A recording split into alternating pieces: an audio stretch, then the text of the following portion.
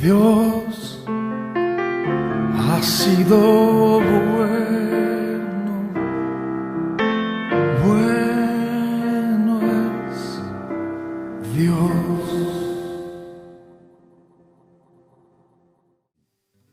Buenos días, tomen asiento por favor.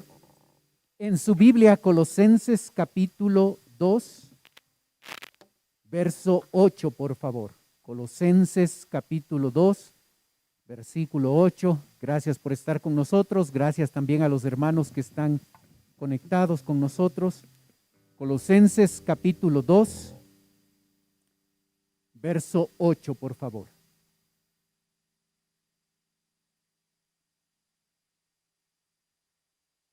La Biblia dice: mirad que nadie os engañe por medio de filosofías y huecas sutilezas, según las tradiciones de los hombres, conforme a los rudimentos del mundo, y no según Cristo. La preeminencia de Cristo, la supremacía, la grandeza de Cristo, se aplica a la vida del creyente cuando éste vive una vida centrada en Cristo. Esta manera de vivir, de la que hemos aprendido ya 2 domingos, es vulnerable ante un peligro. Y por eso nosotros debemos ser cuidadosos, porque este peligro puede afectarnos a nosotros, como estaba afectando a los creyentes de Colosas, y hacer que nosotros en la práctica no disfrutemos de esa vida centrada en Cristo, de esa plenitud y vida abundante que Él ofrece, que vamos a experimentar aquí y ahora. El versículo 8 empieza con un imperativo, con una orden: mirad. Es el segundo mandamiento de 30 que van a aparecer a lo largo de esta pequeña carta. En ese mandamiento se concentra todos los versículos hasta el versículo 15 que vamos a estudiar hoy. Ese es el enfoque, el centro, la idea principal. Mirad. Debemos estar alertas del engaño. Somos nosotros responsables de estar alertas, cuidadosos y atentos ante ese peligro que va a llevarnos a que no podamos disfrutar de esa vida abundante. El engaño es dañino. Se usa ese verbo engañar, sacándolo de la pesca y de la cacería, donde el pescador y el cazador usan de un anzuelo con el objetivo de cazar y atrapar a su presa. Esa idea es la que está atrás de ese verbo engañar. Engañar significa secuestrar, capturar como una presa. Y por eso nosotros debemos darnos cuenta lo dañino que es este engaño, y como la presa capturada no sabe que está capturada sino hasta cuando cae en la trampa. Los falsos maestros metidos en la iglesia de Colosas son depredadores. Ellos no quieren que personas lleguen a la salvación y no quieren que cristianos lleguen a disfrutar la vida abundante, la vida diferente, la vida distinta que nosotros tenemos en Cristo. Es interesante que el versículo 8 afirma que este engaño se lleva a cabo por medio de filosofías y huecas sutilezas. El engaño es mental. Se transmite información, conceptos, principios. La palabra filosofía hace referencia a una forma de pensar que finalmente va a modificar la forma de vivir. Esa es la filosofía. La Biblia no está en contra de la filosofía. La Biblia está en contra de una filosofía que es contraria, una forma de pensar que es contraria a la palabra de Dios.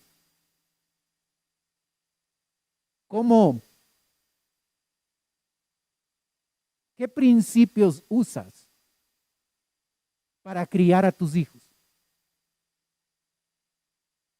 ¿Lo que dicen los expertos?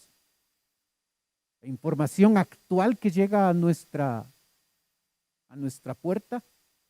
¿Lo que encontramos en la televisión o el internet o en libros? Esos son los parámetros, los principios que utilizamos para criar a nuestros hijos. ¿O son los principios de la palabra de Dios? ¿Cómo conducimos nuestro hogar? ¿Basados en nuestro criterio? ¿En nuestro buen juicio? ¿En lo que aprendimos de nuestros padres? ¿En lo que nos parece pertinentes? ¿En esos conceptos que nos ha dado la experiencia de estos años? ¿O los conceptos de la palabra de Dios? Y podemos ir viendo cada área de nuestra vida, familiar, laboral, espiritual.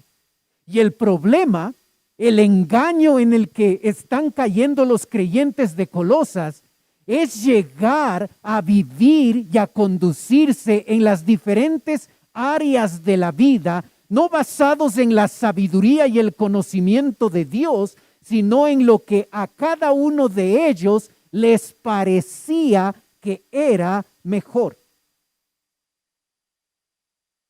El engaño es mental. El mundo constantemente está bombardeándonos con ideas, con conceptos, con principios. Y algunos de ellos pueden sonar muy lógicos, muy actuales, muy pertinentes. Pueden sonar con mucha sabiduría. Pero esa forma de pensar del mundo es contraria a la palabra de Dios. La fuente del engaño está basado, según el verso 8, en las tradiciones de los hombres conforme a los rudimentos del mundo. La frase "las tradiciones de los hombres" hace referencia a toda la forma de pensar a lo largo de los años que el hombre, con su sabiduría, con su inteligencia, ha acumulado por años. Este pensamiento se escucha interesante. Este concepto se escucha bonito. Esto yo quiero aplicarlo a mi vida personal.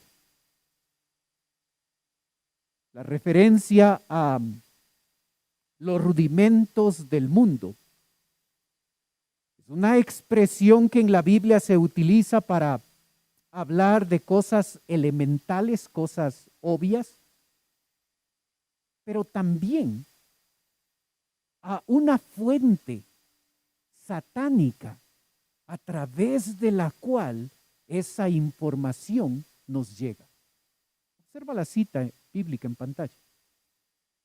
Porque estos falsos apóstoles, obreros fraudulentos, que se disfrazan como apóstoles de Cristo, y no es maravilla porque el mismo Satanás se disfraza como ángel de luz, así que no es extraño si también sus ministros se disfrazan como ministros de justicia, cuyo fin será conforme a sus obras.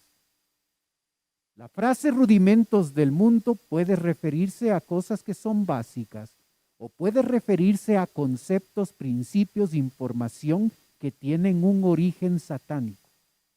Probablemente el apóstol Pablo está pensando en esta posibilidad porque el verso 10, 15 y 18 hacen referencia a los demonios, al culto a los ángeles y a conceptos satánicos. Hermano, ¿qué principios conducen tu vida? ¿Cuál es la fuente? ¿Cuáles son los conceptos? por los que nosotros utilizamos para criar a nuestros hijos, para saber cuál es el rol que tengo en el hogar, para saber cómo gasto el dinero, cómo gasto el tiempo, qué cosas son importantes, qué cosas no son importantes, cuáles son los conceptos en los que me apoyo para vivir como vivo.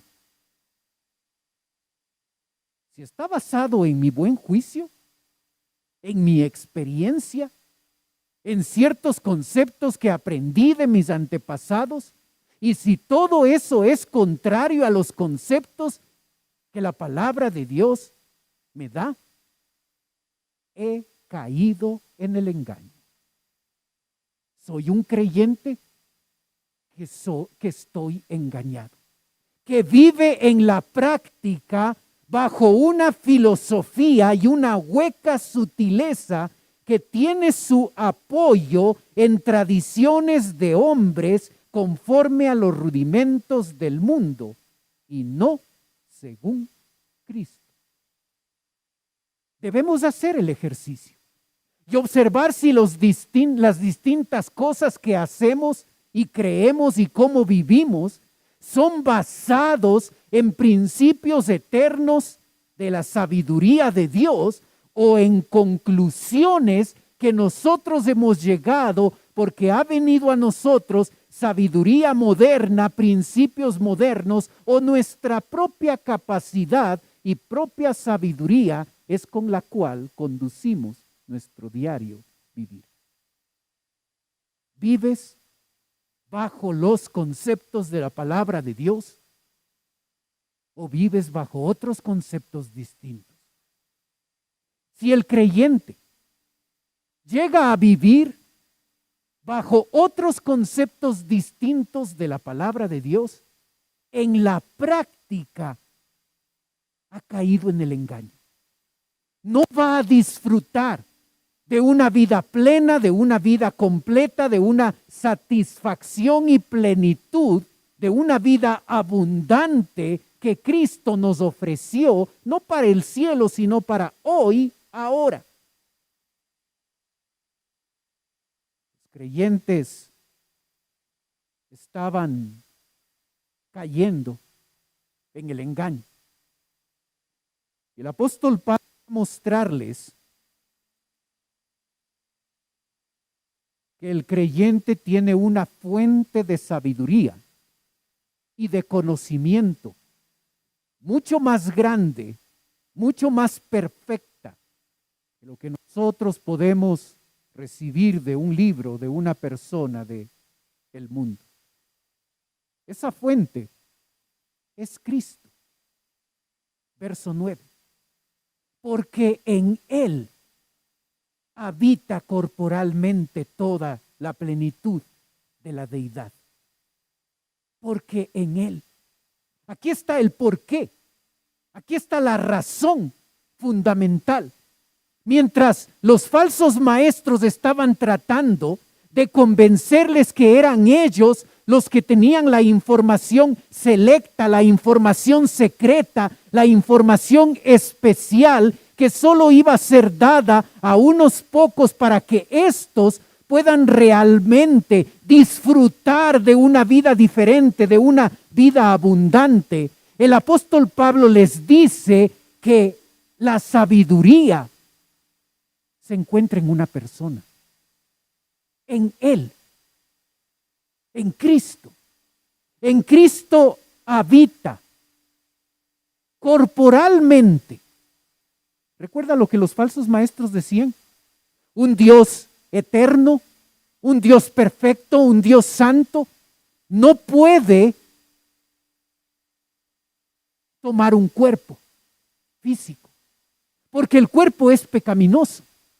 Así es que ellos dudaban de la deidad de Cristo y dudaban de la humanidad de Cristo. Y no creían que Cristo era Dios y que Cristo era 100% humano, porque en su lógica, un Dios perfecto no puede habitar en un cuerpo pecaminoso.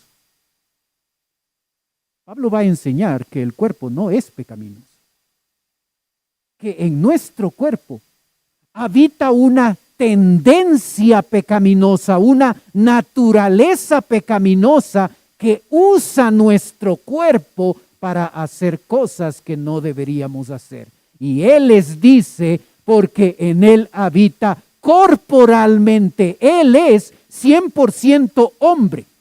Y en ese 100% hombre habita toda la plenitud de la deidad. No parte de la deidad, toda la plenitud de la deidad.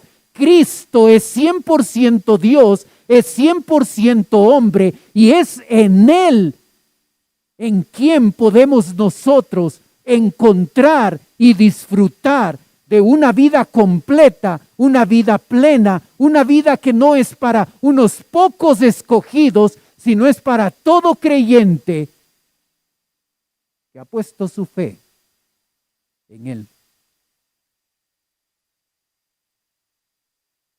¿Crees que estás completo en Cristo?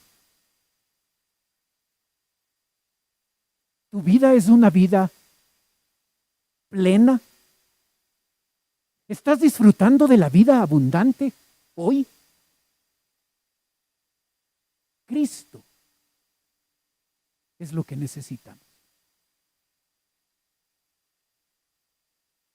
Cuando llegamos a Cristo, cuando pusimos nuestra fe en Él, llegamos a identificarnos con Él, porque Él fue nuestro, o Él es nuestro representante, el que tomó el lugar en la cruz. Es importante entender el concepto de representante para poder comprender nuestra identidad en Cristo. Si nuestro presidente empieza un conflicto armado con el bello país de Colombia, tú y yo somos parte de ese conflicto armado. Sí, porque nuestro presidente, que es nuestro representante, ha tomado esa decisión y eso nos afecta a todos nosotros los ecuatorianos. Cuando Adán pecó, siendo él nuestro representante, aunque tú y yo todavía no existíamos, él como nuestro representante tomó la decisión de pecar. Y eso nos afectó a todos nosotros que todavía no existíamos. Pastor, eso es injusto. Ok, piensen esto. Cuando Cristo muere en la cruz de Calvario, Él, a quien hemos hecho nuestro representante cuando le recibimos como Salvador, todo lo que Cristo hizo en la cruz nos beneficia a nosotros los creyentes. Estar identificados con Cristo significa que lo que Cristo hizo en la cruz, que lo que Cristo logró en la cruz de Calvario, nos beneficia, nos afecta a cada uno de nosotros.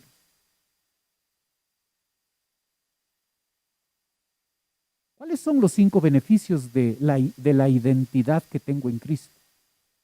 1, verso 10. Y vosotros estáis completos en Él, que es la cabeza de todo principado y potestad. Y vosotros, creyentes gentiles, y vosotros estáis completos en Él. Hermano, este es un beneficio. En Él estamos completos. Todo lo que necesitamos para ser los cristianos que debemos ser, ya lo tenemos. Algunas personas en algunas religiones de este mundo siguen buscando algo para poder sentirse completos. Y les ofrecen, usted necesita hablar en lenguas, usted necesita ser tumbado por el Espíritu, usted necesita esto o aquello en su vida, usted necesita ser bautizado en una ceremonia celestial y hay un montón de cosas, todas las cosas que usted necesita para realmente disfrutar de una vida completa en Cristo. Los falsos maestros con los creyentes de Colosas, ustedes necesitan este conocimiento especial que nosotros les ofrecemos. Y ahí van a poder ser salvos realmente y van a poder disfrutar de una vida diferente, una vida plena, una vida de santidad, sino siempre van a estar insatisfechos, siempre van a estar no completos. Hermano, tú eres creyente y como creyente estás completo en Cristo.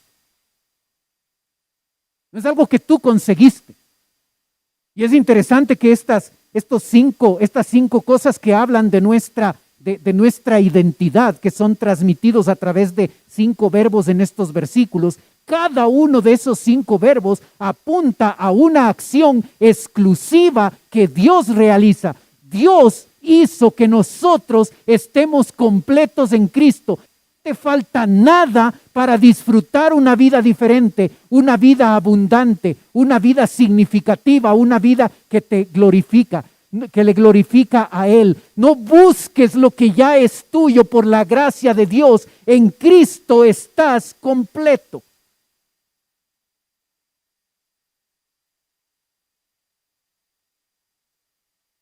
Segundo detalle de nuestra identidad en Cristo. Verso 11.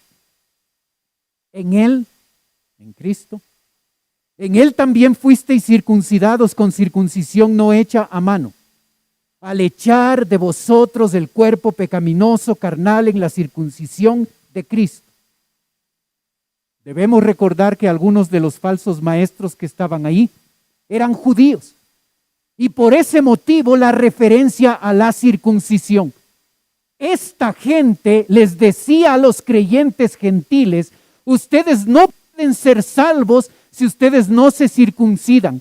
Ustedes no pueden disfrutar de una vida de santidad si no se circuncidan, porque nosotros sabemos que ese niño que cumplía 8 años debía ser circuncidado, porque en el momento en el que lo hacía, eso era una señal, un pacto entre ese niño y Dios, y ese niño era considerado pueblo de Dios, era considerado como beneficiario de los pactos de Israel. Si ustedes gentiles no se han circuncidado, no son salvos, no pueden vivir una vida santa, necesitan circuncidarse.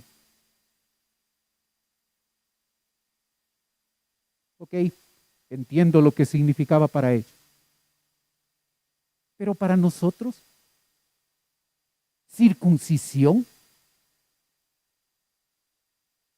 es una práctica de nosotros los gentiles. Circuncisión. Ok, entendemos la importancia de la circuncisión para el judío. Lo que ellos olvidaron es que la circuncisión física es una metáfora de una circuncisión espiritual. Y por eso en la cita que ves en pantalla tú puedes leer: y circuncidará Jehová tu Dios tu corazón y el corazón de tu descendencia, para que ames a Jehová tu Dios con todo tu corazón y con toda tu alma, a fin de que vivas. Ese acto de circuncidar físicamente al niño de 8 años iba mucho más allá de esa acción. Lo que Dios quería enseñarles es que ellos necesitaban una circuncisión de corazón. Cuando el judío escucha la palabra corazón, no piensa en el músculo que tenemos en el pecho, él piensa en la totalidad de la persona, donde una persona tiene emociones, intelecto, voluntad. La circuncisión significa que cuando tú y yo llegamos a Cristo y nos identificamos con Él al recibirle como Salvador, Él nos circuncidó. En la circuncisión de Cristo, Él nos circuncidó a nosotros. No físicamente. Cambió el corazón. Y ahora puedes tú amar a Dios porque Dios te dio otro corazón. Y ahora tú puedes pensar en las cosas espirituales y son importantes las cosas espirituales porque ha habido un cambio de corazón. Y ahora tú puedes llegar a tomar decisiones que glorifican a Dios porque hay un cambio de corazón. Escucha esto. Puede sonar raro. Hombres y mujeres, cristianos y cristianas,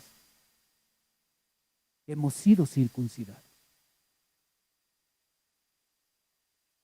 No con una circuncisión física, porque la circuncisión física primero era solo para hombres. Con una circuncisión espiritual, donde cuando tú llegaste a poner tu fe en el Señor Jesucristo, Él cambió tu corazón. Y ahora puedes amarle, puedes pensar en las cosas espirituales, puedes honrarle con tu vida, con tu servicio, porque Dios ha llegado a transformar ese corazón de piedra pecaminoso y ha implantado en nosotros un corazón que tiene la capacidad de amar a Dios con todo ese corazón, con toda su alma.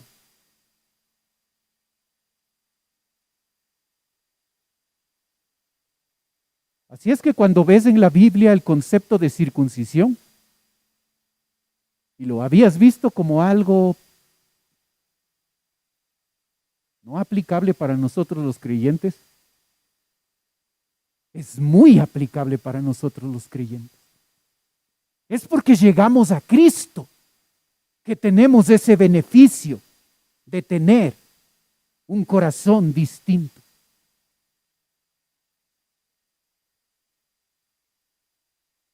Si tomas a un cuervo y a una paloma, los ejemplos no siempre son perfectos. Si tomas a un cuervo y a una paloma y pones un plato de carroña y un plato de alpiste,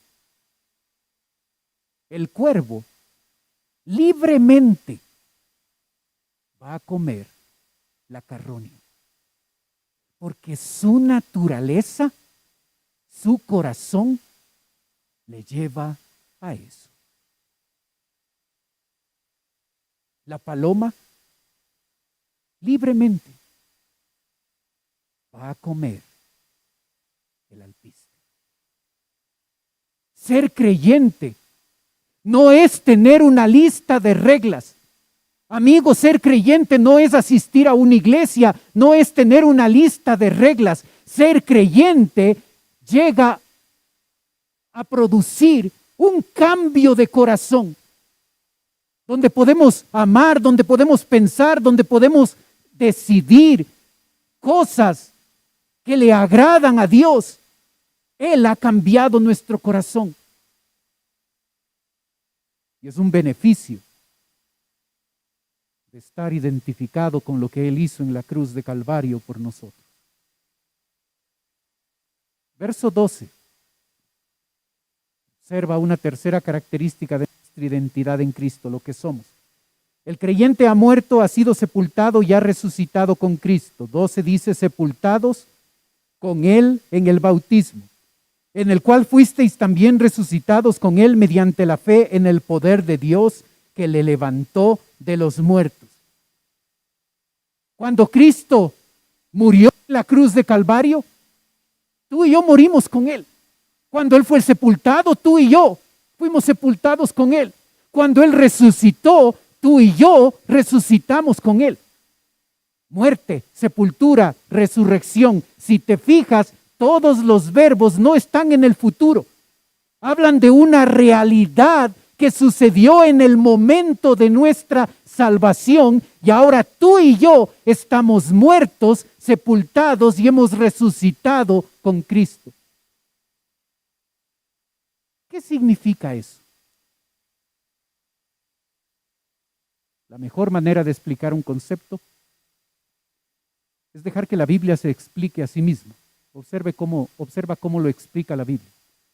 Sabiendo esto, que nuestro viejo hombre fue crucificado juntamente con Él, para que el cuerpo de pecado sea destruido a fin de que no sirvamos más al pecado. El hecho de que yo estoy muerto, sepultado y resucitado con Cristo hace referencia a que antes de conocer al Señor, la tendencia, lo que hacíamos, lo que nos gustaba hacer, era pecar. Éramos esclavos del pecado. Pero cuando Cristo muere, es sepultado y resucita, la obra de Cristo en la cruz de Calvario consigue que esa tendencia pecaminosa que todavía tenemos, ahora ya no tenga el poder para esclavizarnos. Y desde el momento en que tú recibiste a Cristo, tienes la posibilidad de ya no servir al pecado. Eso no era posible antes de nuestra salvación. Servíamos al pecado. Era nuestra tendencia. Éramos esclavos del pecado. Pero un día Cristo nos liberó. Y ahora existe la posibilidad de no servir al pecado, sino servir a nuestro Señor. Eso es algo que Él hizo posible para nosotros.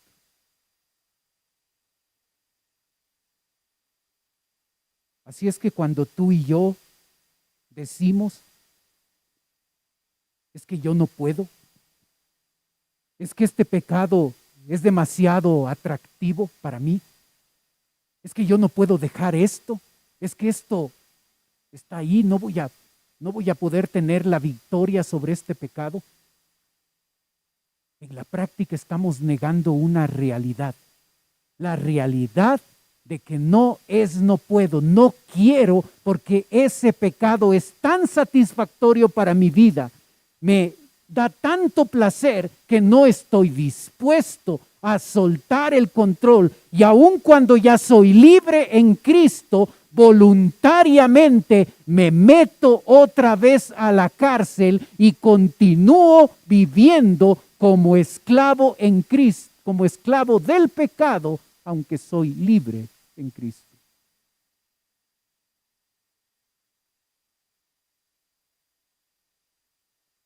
La vida de santidad es posible porque Cristo crucificó nuestro cuerpo de pecado, nuestra naturaleza pecaminosa. Así es que no digamos que no se puede. No nos engañemos. Es posible que un cristiano viva hoy en santidad. Si no lo hace, es porque no quiere. Es porque quiere seguir siendo esclavo del pecado, aunque ya no lo es.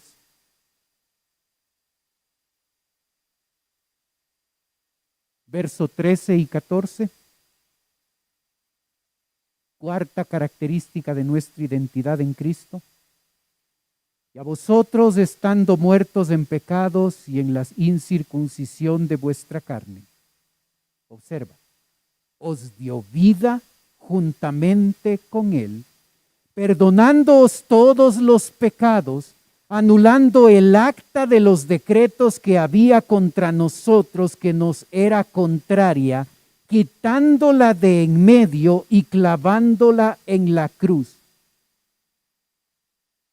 La vida que Dios nos ha dado, una vida que se basa en la verdad de que tú y yo somos perdonados.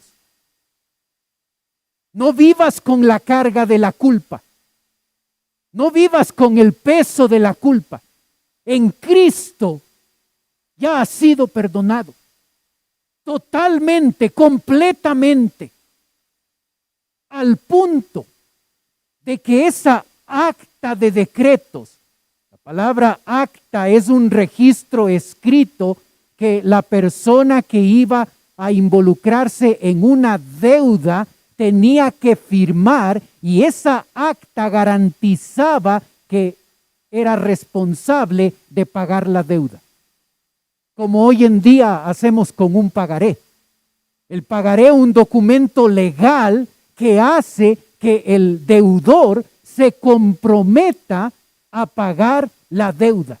Jesucristo nos perdonó al punto de que esa acta donde se registraba que tú y yo teníamos una deuda impagable por los miles de pecados que hemos cometido a lo largo de nuestra vida, esa acta de registro queda anulada, queda cancelada, porque Cristo toma nuestra deuda, la hace suya y la paga en la cruz de Calvario.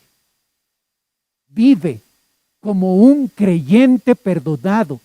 Vive como un creyente que ya no tiene una culpa, no porque sea mejor, sino por esa identidad con Cristo. Cuando le recibí como mi Salvador, Él me perdonó al punto que borró toda esa acta. Y ya no hay registro de que le deba nada a mi Señor. No porque la deuda no se pagó. No porque la deuda se escondió abajo de la alfombra, sino porque Cristo la tomó y la pagó por mí en la cruz de Calvario.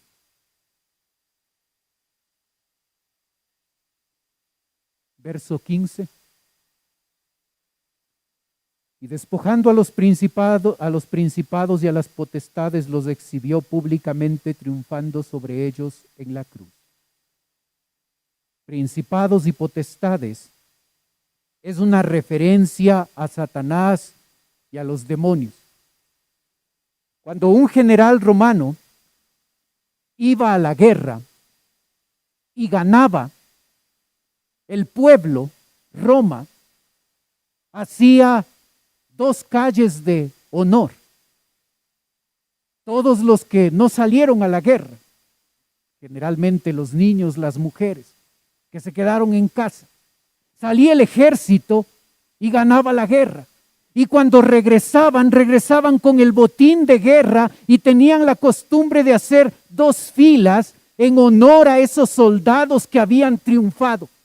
Cuando el comandante en jefe regresaba, cuando el general romano regresaba, en ese desfile público se traía a algunos de aquellos que eran los enemigos a los cuales se les había vencido. Y de manera pública se les exhibía como evidencia de ese triunfo que ese ejército tenía. ¿Dónde estaba Pablo? En Roma.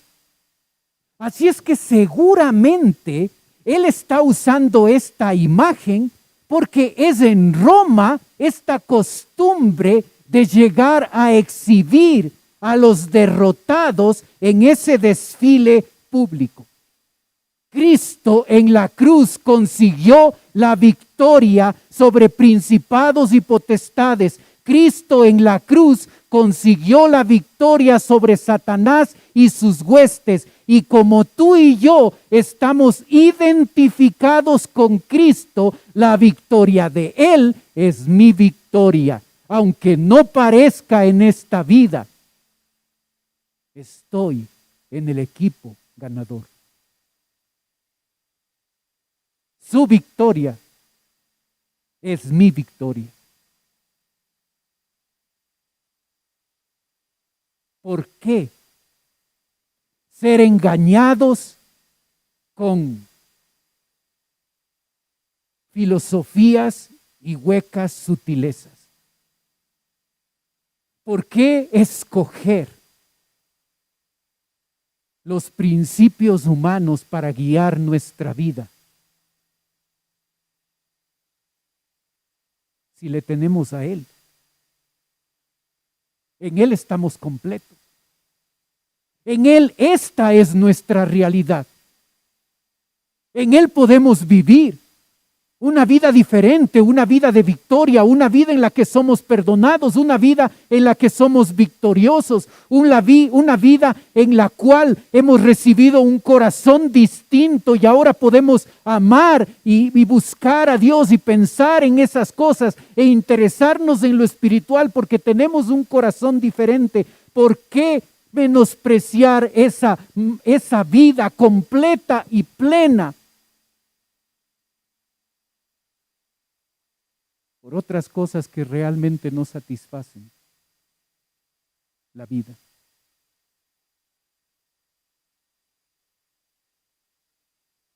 Quiero repetir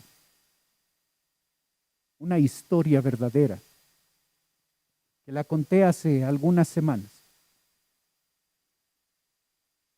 Un hombre millonario le pide a su empleado que vaya a comprar un cuadro, que busque dónde está el cuadro y que lo compre. Le dice, tiene 6 meses para hacerlo. Después de 6 meses, el empleado regresa y le dice a su jefe, no puedo comprar el cuadro.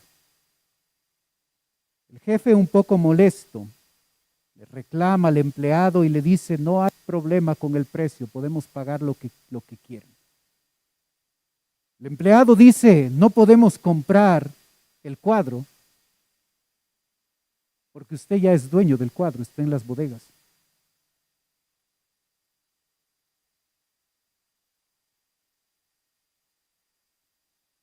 No busques lo que ya por la gracia de Dios es tuyo. Estamos completos en Cristo. Aprópiate de lo que es tuyo por su gracia.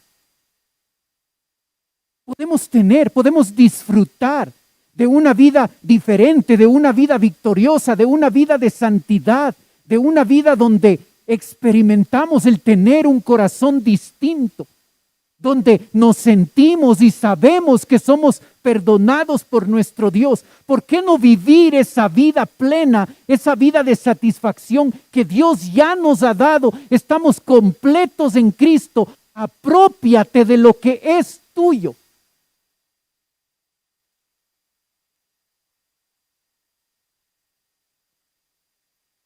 Y no busques las migajas que este mundo ofrece para que una persona se sienta un poco feliz, un poco satisfecha. Disfruta de la vida abundante, es tuya. Aprópiate de ella por su gracia, por nuestra identificación con Cristo. Esa vida es nuestra.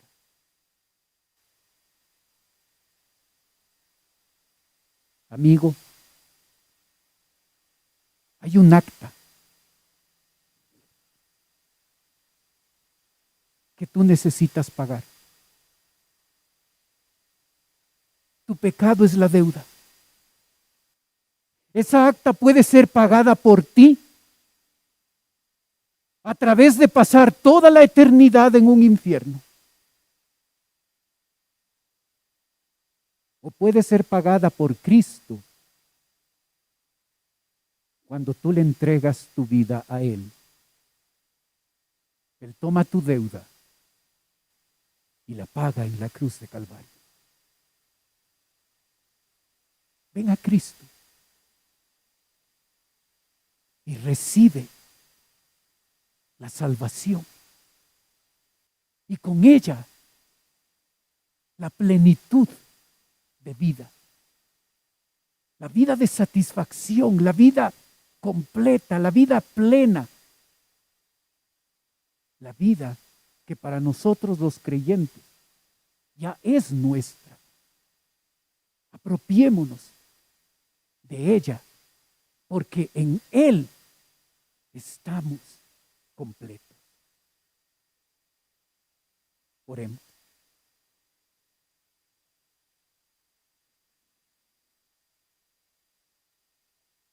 Padre Celestial, queremos darte gracias por tu palabra. Señor, Cuán fácil para nosotros es llegar a caer en este peligro de creer que necesitamos algo más para sentirnos completos, para sentirnos satisfechos. A veces pensamos en que las posesiones materiales nos van a llegar a dar la plenitud que se necesita. Un buen trabajo, una buena carrera, un buen cónyuge. Cuando en ti estamos completos. Ayúdanos a no caer en este engaño que impide que disfrutemos de esa vida distinta. Esa vida caracterizada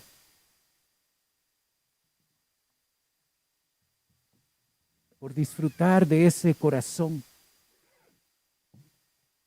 que te ama, que te obedece, que te busca. Por esa posibilidad real de ya no vivir como esclavos del pecado. Por esa realidad de vivir una vida perdonada por completo. De tener una vida victoriosa. Padre, yo ruego que nos ayudes a apropiarnos de lo que por tu gracia tú ya nos has dado. Ayúdanos a vivir sabiendo que estamos completos en Cristo. Padre Celestial, te ruego por la persona que nos visita. Tú sabes sus necesidades y sus motivos de oración. Y yo ruego, Padre, que conforme a tu voluntad tú puedas obrar. Si todavía no te conoce como Salvador, oro, Señor, porque hoy sea el día de salvación. Te ruego, Padre, por nosotros, tus hijos. Ayúdanos, Señor, a apropiarnos de lo que por tu gracia ya es nuestro. Ayúdanos a vivir y a disfrutar de lo que implica el estar completos en ti. Pedimos tu bendición. Oramos en el nombre de Cristo Jesús. Amén. Dios ha sido bueno, bueno es Dios.